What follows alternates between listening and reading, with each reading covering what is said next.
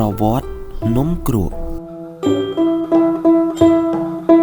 នំគ្រក់គឺជានំប្រពៃណីខ្មែរយើងដែលមានភាពពេញនិយមតាំងពីបុរាណរហូតមកដល់បច្ចុប្បន្ន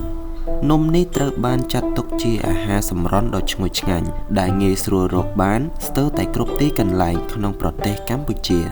ជាពិសេសនៅតាមទីប្រជុំជននិងផ្សារនានា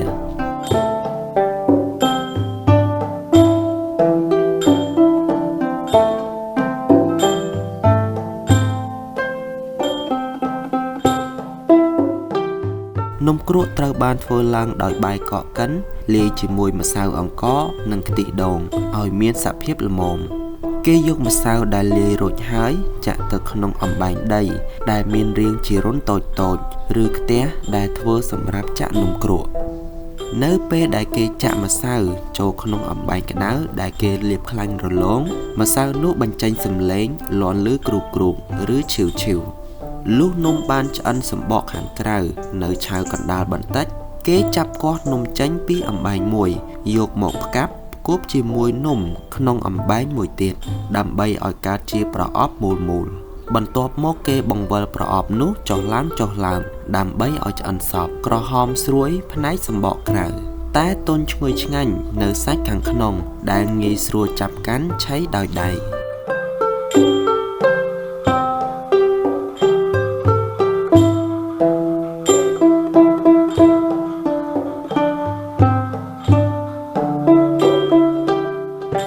តាមមតិចាស់ទុំ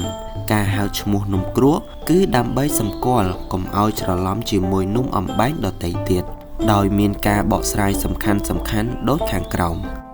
មូលហេតុទី1គឺផ្អែកលើសូរសំឡេងនៅពេលចាក់ម្សៅគឺសំដៅលើសំឡេងគ្រូកដែលកើតឡើងនៅពេលម្សៅពុះក្នុងអំបែងក្តៅមូលហេតុទី2គឺផ្អែកលើឈ្មោះคล้ายពីពាក្យក្រលាស់ដ៏ពេញនិយមក្នុងគ្រាមភាសាថាគ្រក់មកផ្លោកក្រោកមកភ្លុះមតិនេះពន្យល់ថានំនេះច្រើនធ្វើនៅពេលព្រឹកប្រហៀមដោយយកបាយកកដែលសល់ពីល្ងាចមកច្នៃក្នុងគោលបំណងទាក់ទាញមនុស្សឲ្យក្រោកពីដំណេកមកជួបជុំពិសា